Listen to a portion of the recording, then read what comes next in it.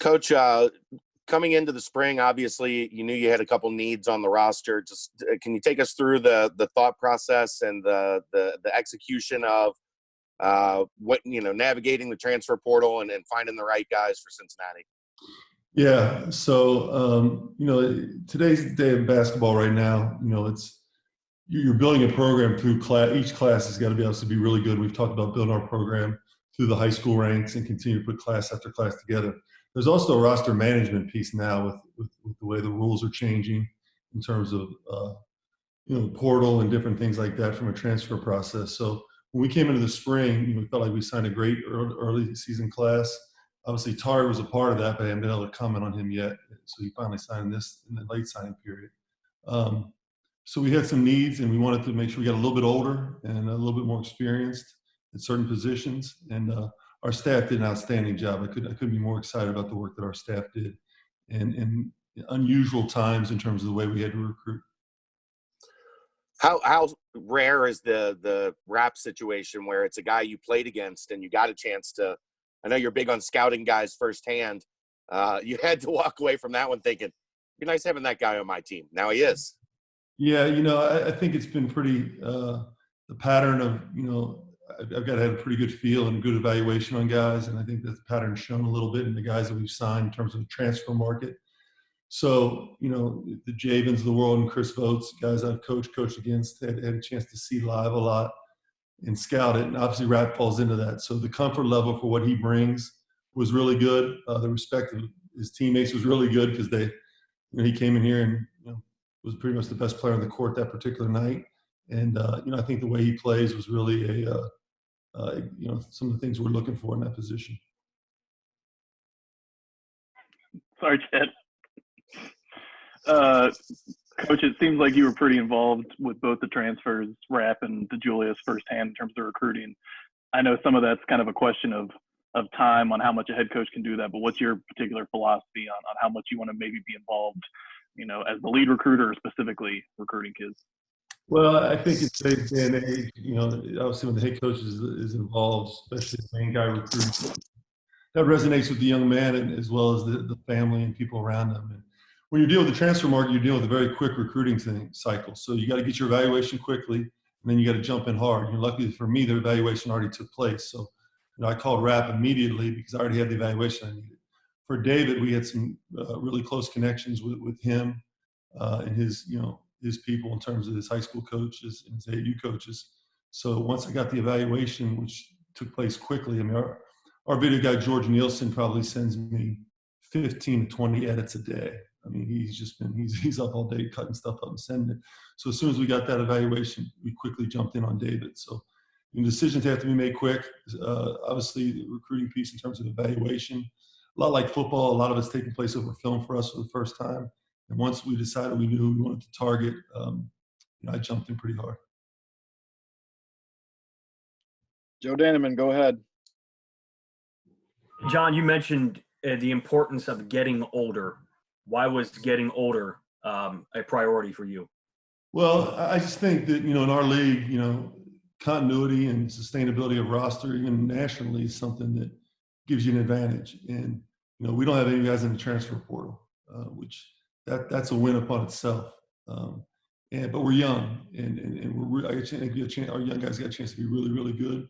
We just, had a few scholarships that we need to plug in some needs. And I think what Rap and David bring is more than just experience. They bring an ability to communicate. I think some leadership qualities. I've made mention several times we have a quiet team, so I think that their personalities are one that they enjoy communicating, enjoy connecting. Mr. Vogel, go. Coach, the young man you got from Washington yesterday, the letter came in. Give me a rundown on Tari, what he's all about. And it looked like, all I see is the online videos, but it looked like a pretty good outside game too. Yeah, George, he's a guy we targeted from pretty much the first week we got the job. And so when you're dealing with recruiting cycles, this spring signing class, outside of the transfers, it would maybe be considered a year-long cycle. Obviously, he committed to us in December. So we have yet to have a total year cycle of recruiting. And most recruiting classes matriculate over time off 2-3 year cycles. So we still haven't had a year cycle with anybody.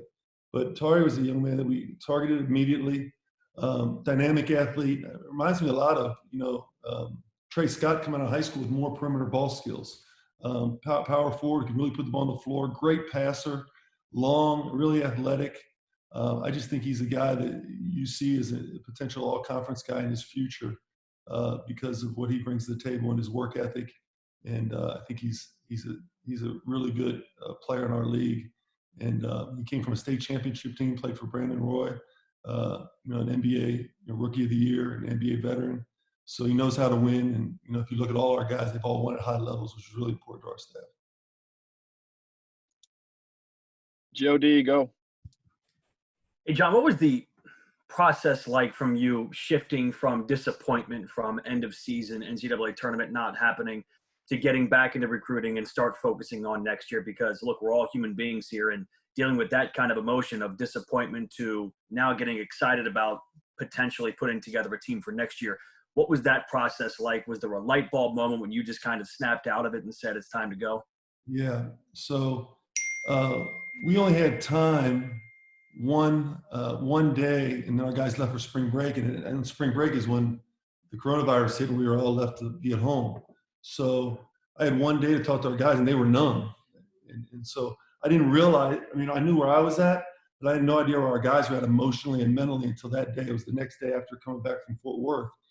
And that hit me pretty hard. And it took me a while to really make sure they were okay. It took that whole next week of constant communication, making sure that, because there was no closure to the season. And then it became a realization, okay, is everybody in place for our family? And then no recruiting. You're used to finishing your last game and immediately going on the road the next day recruiting. So now it's like no recruiting. All right, what do I do next? And you found out you had to recruit, from home and on a computer. And once you had a better understanding of that, you just attacked it. And things happen fast. And, everything's moved up a month. Scheduling's moved up. Recruiting's moved up. Kids are committing earlier.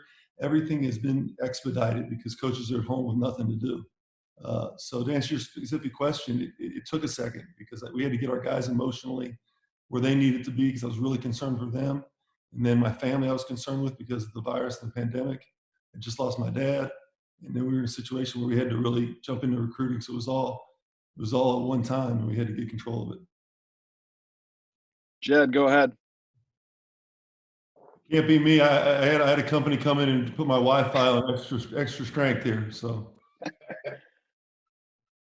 George, you want to go? Yeah, I can fire.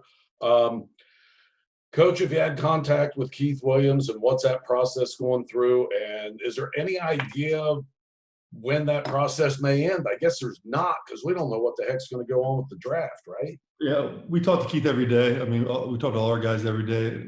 We have a list of guys that everybody touches each day, and Keith's been a part of all the Zoom team calls we've had and everything. He talks to each other all the time. There is no process right now, George, and that's what I had to explain to Keith, and I explained to Chris Vogt as well. Right now, there is no process. The NBA's got to decide if they're going to move the draft back, and then the NCAA's got to decide what they're going to do. But typically, the process is individual interviews, individual workouts, and preparation for combine invites. And right now, unfortunately for Keith and Chris, none of that's taking place.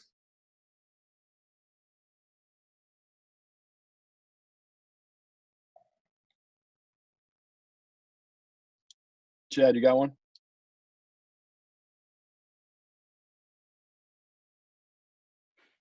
Coach, back to Tari real quick.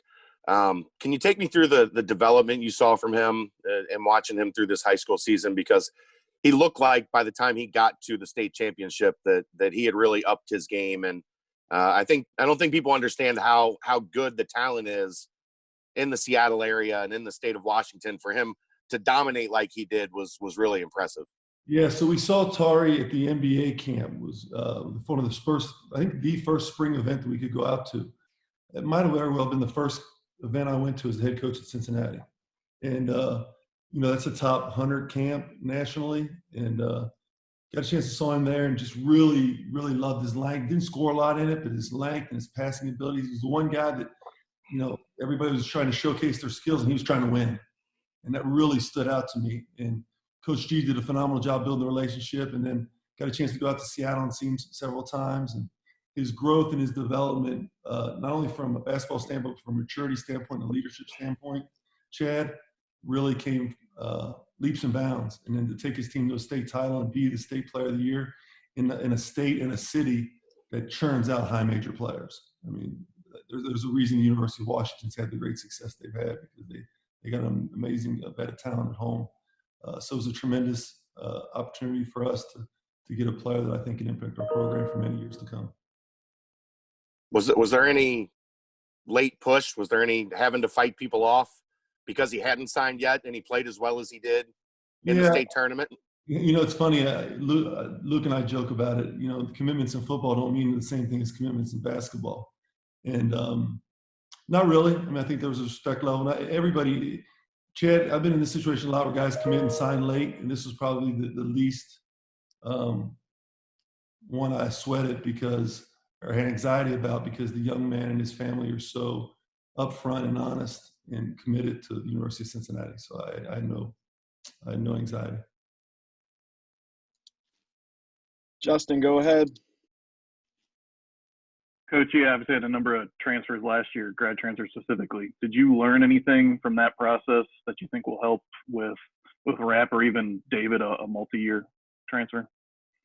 I learned some things. Yeah, I learned some things. I think, understanding that when you're dealing with the grad transfer piece, that there's an expectation level for them, but you want to sign guys that want to win. I felt like we did that this year. I mean, the guys that we signed really wanted to win. And that was really important, because sometimes it can just be about what's the next step in their career. And there's no buy-in to winning because it's a one-year deal. And that's what has always been a fear of mine for grad transfers. But we've been in the market twice. We took one in Northern Kentucky. We won a championship. We took several last year. We won a championship. So I think we'll always be in the market. I just hope not to sign as many as we did last year. Like we signed one this year, which is about what I'd like to do. Brandon Seho, go ahead. John, back to Keith and Chris. How much do you encourage them testing those NBA waters, and if they come back, how can that positively impact your team besides just coming back? What can they take from those experiences and benefit towards your team? So absolutely encourage the underclassmen to do that if they're in a position where they feel like they're going to get workouts, or we feel like they're going to get workouts, or have potential to be invited to combines and whatnot. Because it is a process that's made for the student athlete, while also working out with us and doing all the things that we need to do to be successful in the summer. I don't know that we won't get much out of this year's process because there isn't one, but typically what happens is you get feedback from the scouts, you get feedback from their workouts on the things they got to get better at. I think it puts your program in a good light that you got guys that are good enough to test the waters of the NBA draft that are underclassmen. And so I think there's a number of positives that you can take from it, as long as you have a player and a family who control the process and don't allow outside forces to control the process.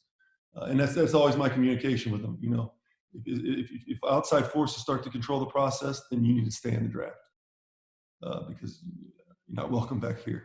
But if you treat the process the way these two young men are treating it, then it's a positive for everybody. And I would welcome all our underclassmen to take a look at doing that if they're put in position to. George, go ahead. With the current situation and its effect on recruiting down the road, is there much? Everybody's in the same boat, but I don't know. Does it feel like a late start with what's going on? In regards to recruiting? Yes. Yeah. Just the evaluation piece is so difficult. I also think there's a herd mentality, George. As soon as somebody hits the internet with an offer, everybody jumps on and offers, which is one of the things I struggle with the most in recruiting because, I mean, did you stay up all night and watch 9 million pieces of film in the last 3 hours? I mean, coaches don't have anything to do right now, so they're calling everybody and placing offers, and young men are going to have to cipher between those offers. How it affects the 2021 class is what I'm most intrigued about. If we don't have a summer period, if guys started committing, I think schools can start making mistakes, and that's what I've guarded our staff against. We can't make mistakes in recruiting. We have a motto in recruiting: if you make a mistake and you miss on a great player, he'll go beat you twice a year. If you make a mistake and take the wrong player, he beats you every day. Jed, go ahead. Coach, as it relates to this pandemic, how often are you in contact with John Cunningham, and what are those conversations like? How much update are you getting from your boss about the current situation? Yeah, I'm pretty constant contact with our administration in terms of just getting a feel for things, and finding out what their industry experts are saying, finding out what our industry experts are saying on our side, and just sharing thoughts and ideas more than anything. We couldn't, we're all in the dark. We're all relative to, it seems like, listen, you guys are smarter than I am, but each state government, each state, spot, Chad's shaking his head, no, I realize I'm right in. But each state government, is kind of following that lead. So we're in constant contact, but also the well-being of our players is the number one priority. Yeah. Joe Danneman, go ahead. All right, John, I got two questions here. The first one is a goofy question. The second one's a real question. The first one is, man, you look really well groomed with the beard and the hair. I mean, my hair is an absolute mess right now. What are you doing to keep this together? Because it looks like, at least on the sides, that you got a cut. I did not. I got lucky, pure luck that I got my hair cut right before we were shut down. So got lucky there, and the beard, Lisa's starting to like it now, and it's easy to roll out of bed with this thing. Okay, the real question is recruiting Tari. This is a guy from Seattle. We're in Ohio. Can you take me behind the scenes of showing this guy everything he's going to see on campus when he's thousands of miles away, and how you convinced a guy from Seattle to come to Cincinnati and play basketball? Well, I think Jason G, did a phenomenal job building a relationship early on and building a relationship of trust, and got him excited about the tradition of Cincinnati. We've got a great brand, and that brand crosses from, states and across the country.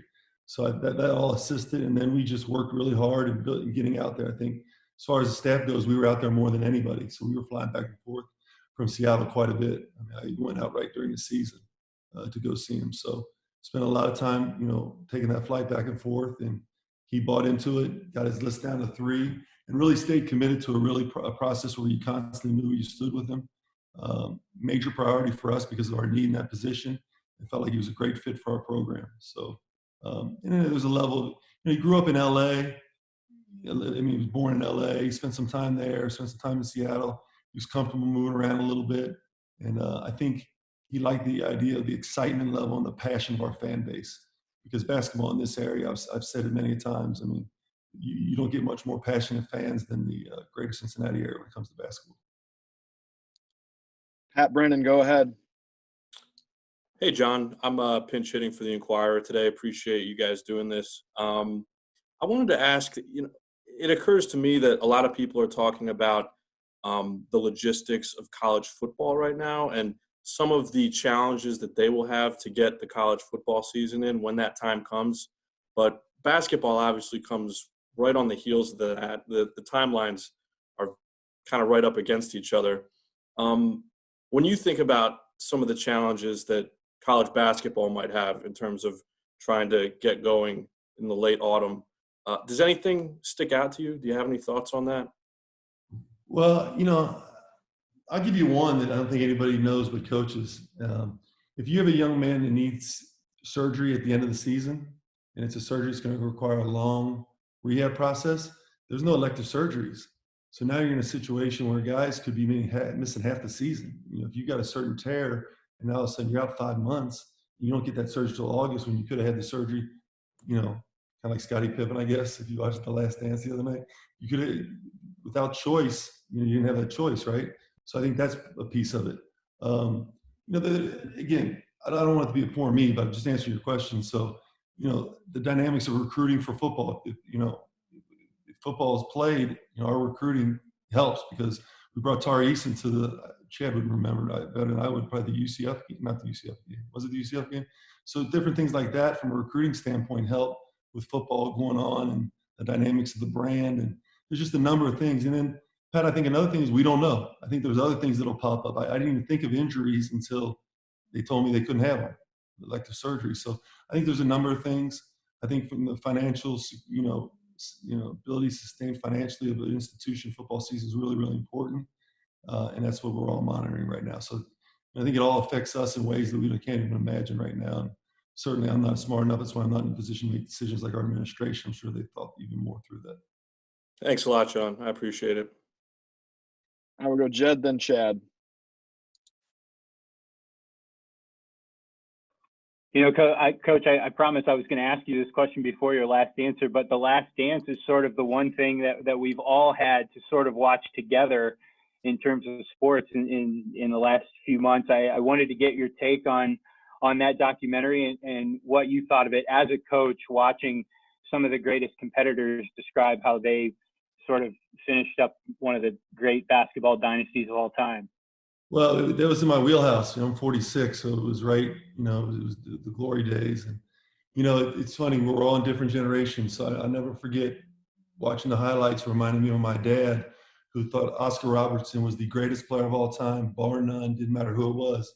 And I remember him looking at me one day after Jordan got a steal and was like, I think it might be Jordan and Oscar now, son. You know what I mean? So I sent a text out to all our players with a text thread. I'm like, Jordan's the GOAT. Boy, did they fire back some different stuff about LeBron. And, we really had it going there for a while. And so it was really special for our players to get a chance to see the greatness of that team and the ins and outs of what it took to be great. And, there was one comment in there that is foreign to these days. Is when Jordan said, they gave me a 10% chance I get injured again. And everybody kept calling about the 10% chance. Well, there was a 90% chance I was going to be completely healthy. It's not looked at these days. Guys, there's a hangnail. It's now like, whoa, let's make sure everything's fine. Let's make sure we're okay. Let's make sure we have our legs for the next game. Where, back then it was just different. And so don't think I didn't share some of the quotes that Jordan had to our guys and different things like that. So selfishly, it was great because it took me back to my youth. And my 13-year-old twins lasted till 9:20. So started at 9, went to 11. They lasted till 9:20. The only thing they recognized the entire time was the Jordan shoes because they just keep getting recycled every year. All right, Chad, go ahead. Yours did better than mine, Coach. My 9-year-old made it 3 minutes and said, "This is boring."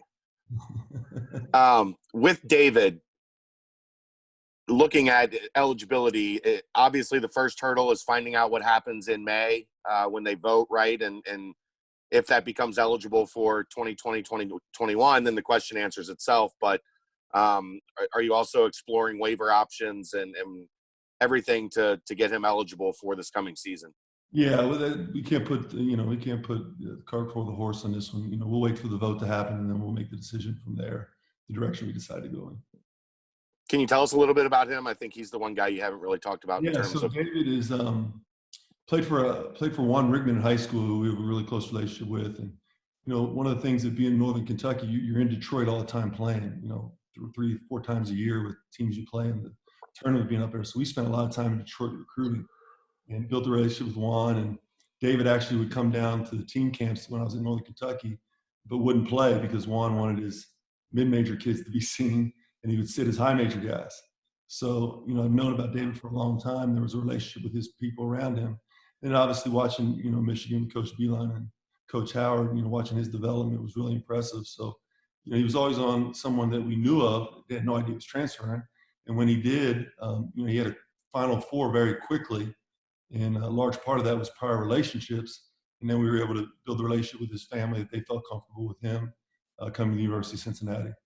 Dynamic playmaker, point guard, I think, multiple position guy, but dynamic with the ball in his hands, both scorer, creator, finisher, really good on the ball defender. We have a rating system that we utilize for our transfers as part of our advanced metrics numbers. And he rated out the highest of any of the grad transfers that we were involved with. Justin, go ahead. Coach, do you have any update on Prince and his health situation? I don't.